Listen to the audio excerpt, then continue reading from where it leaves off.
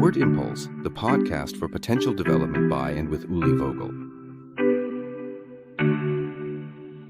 A warm welcome to episode 2 of the Profiling Values podcast. Our topic today, mental health. How can we create a more humane work environment, a more human-centered world of work? That's actually my own personal vision. Health, we need to keep an eye on it, since we only have one. So, caution, prevention is becoming more and more important. And the psychological or mental aspect, as opposed to the physical, the bodily aspect, is what we're looking at today. But of course, we also know how closely they're connected.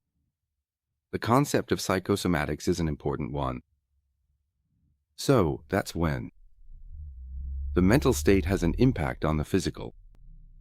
And we all know the saying, love it, change it, or leave it.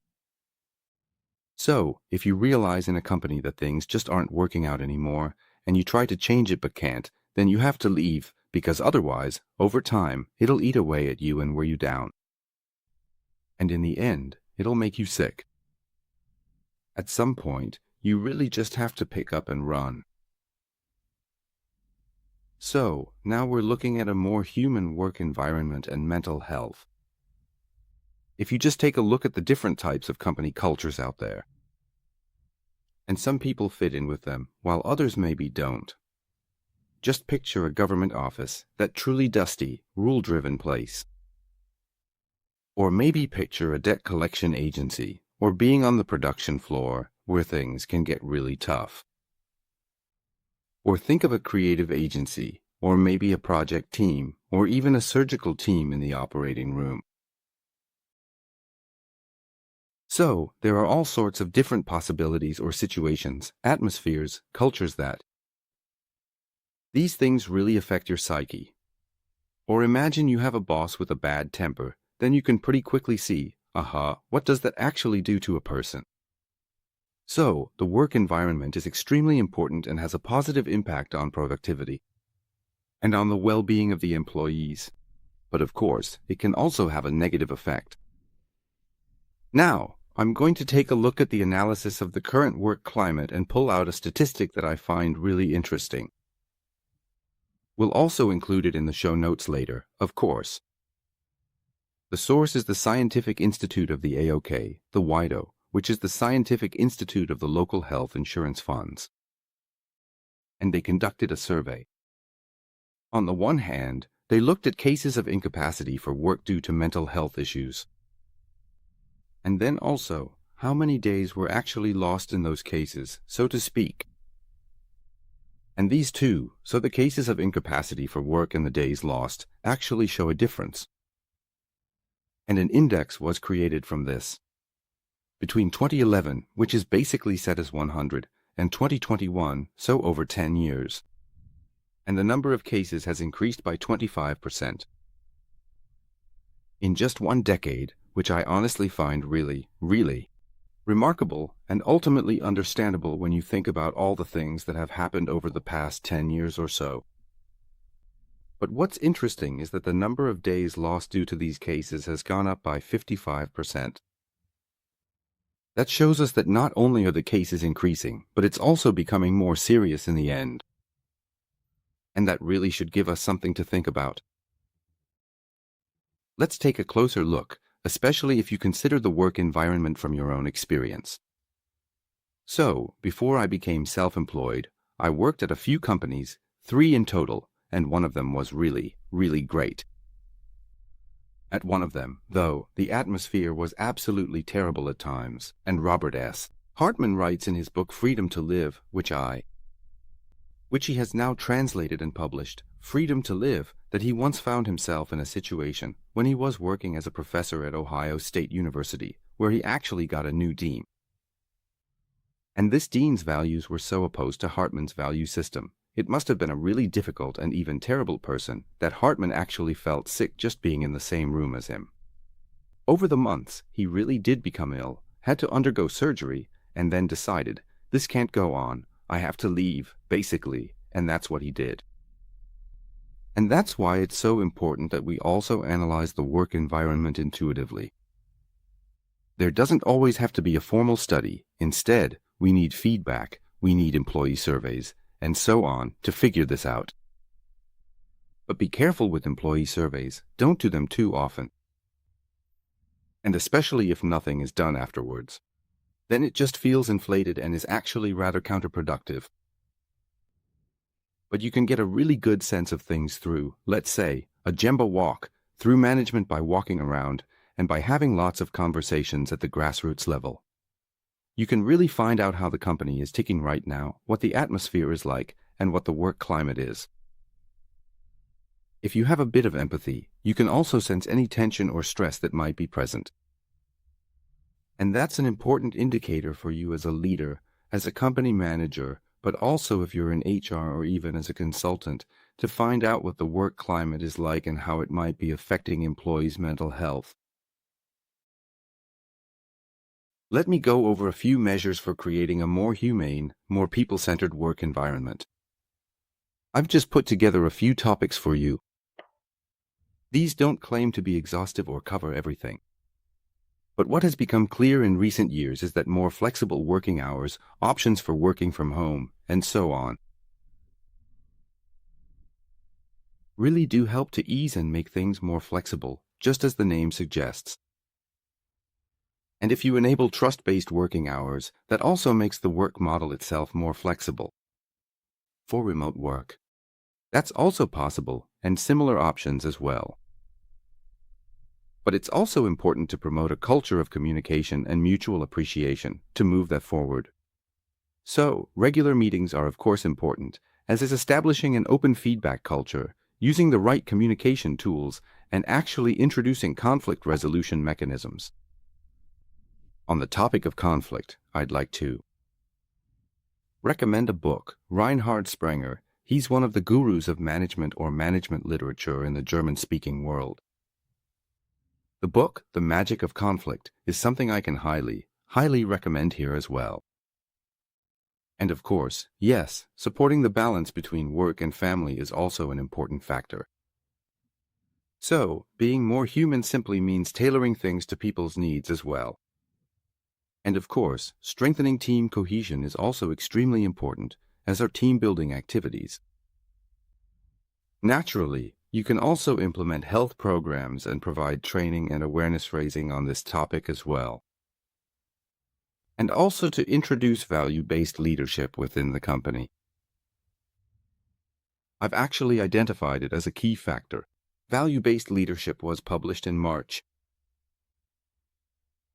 And these are really the three central tasks of a leader. To put it simply, the first task is to get the right people into the right positions and roles. And the second important task is to create a culture, an atmosphere where people feel comfortable, in other words, valued, which encourages collaboration and also offers opportunities for development. And at the same time, doesn't involve too much stress so that people, not in the sense of comfort or wellness or anything like that, but simply that they genuinely enjoy working there. And it's the leader's job to create this climate, this atmosphere. And then, usually, mental health isn't affected either. And the third important role or task of a leader is, in the end, to make themselves unnecessary. So, I also think that measures for a humane work environment simply mean not being too rigid or too categorical, like, this is how it has to be. And not, this is not how it should be, but rather, as we all know the saying, sometimes just letting things slide a bit. That's what makes things human, and that's beneficial. For health. You might not always believe that, especially when you're thinking about scaling effects and timelines, and how work gets done. No, I think you really have to approach this in a human way. Let me give you a practical example, the way we communicate at our company, profiling values, because I truly believe that this contributes to our success and helps everyone feel comfortable.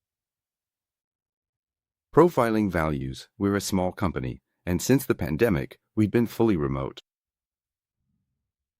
There have been times when we were actually working from 4 different countries.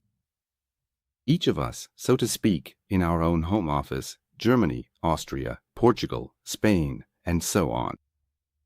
And that's why we have a few different communication formats.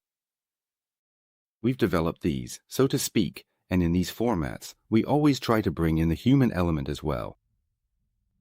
Let me quickly tell you which formats these are. We have two so-called bi-weeklies, that's what we call them. They're on Mondays and Thursdays at 10 a.m. each, which works well for everyone across all the countries, and they last half an hour. What's the content? Everyone briefly shares what they've done since the last bi-weekly, what's on their agenda now, and what they plan to do before the next bi-weekly, so it's a bit of a look back and a look ahead, but done in a very, very concise way. It's not about giving a complete report, but rather the focus is always on sharing what's important for others to know, so everyone gets a sense of who is working on what in the company. And it's always important to mention if there are any things holding you back, any barriers that need to be addressed, or if there's a need for coordination with other team members that I personally have. And usually we're done in about 20 minutes. It only rarely takes a bit longer. If everyone is well prepared and has written down their key points, it goes by quickly. And at the beginning, it's just very organic. There's really no need to force it. Everyone just naturally talks a bit about how they're doing or what the mood is like, and what's going on outside of work as well. And then, the second format is that everyone writes towards the end of their week, so when their week ends. For some, since we also have working students, that might be before Friday, for example, the so-called weekly email. In it, they summarize the most important points, what they've accomplished during the week, or what he or she has done. And that means that, usually, the review on Monday during the bi-weekly meeting is no longer necessary because it already happened at the end of the week. And that's something really nice because you can just see, aha, what all has been accomplished. And it also keeps showing, wow, what the team is doing all together. And in my opinion, that really contributes to the human side of things. Then we have a team meeting once a month. We schedule it for 90 minutes. And we always have a buffer so it can go up to 2 hours at most, but usually we manage to get it done in the 90 minutes. Everyone adds their points to an agenda ahead of time. And even there, we always talk about things beyond just work because, as I said, we're only remote, so we really have to be able to bring that human touch across through these communication channels. Then we all have. Every 3 weeks, we have what's called a food and thought. That's what we call it, so we eat together and at the same time take something away for the mind as well. That means we actually have a lunch together. It's a 1-hour format. Everyone grabs their own food, and usually we pick a topic, something where someone might have special expertise, or sometimes something current gets discussed, just a chance to learn a bit. I think it's really underestimated. How much knowledge and experience there is within the company, and how little of it actually gets shared in the end. And then there are various check-ins that some people have with others.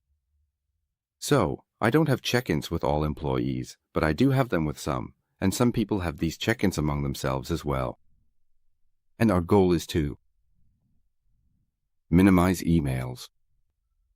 Internally, we want to use chat, calls, and so on instead. And that in everything we do, in how we communicate, we can also bring in the personal side. So, we really make sure to take time for this. If you want a more human work environment, you ultimately have to think, feel, and act in a more human way, and actually bring that into the company. So, if I want to sum it up, the point here is that we really want to create a more humane work environment, that we want to put mental health front and center. Seriously, folks, it's serious. We really need to address this issue, and just look at the intensity of the media we have today. I mean, the way information comes at us here. It hits us with such force, and evolution never prepared us for that. So, if we don't actively counteract everything that's coming at us, and when more and more expectations and goals are set in many companies, it's no wonder that mental health starts to suffer. So, we really need to pay attention and it's actually possible to initiate changes in the workplace environment. A conscious commitment from everyone involved to create a more humane work atmosphere, recognizing that we're all in the same boat, that's really the best help, the best support, and the best foundation for a mentally healthy society. And I think it's not about tinkering around and coming up with 1,000 different measures, here and there, but rather we need to take a holistic approach and say, hey, if we want people to be mentally healthy, then we really need to create a more humane work environment.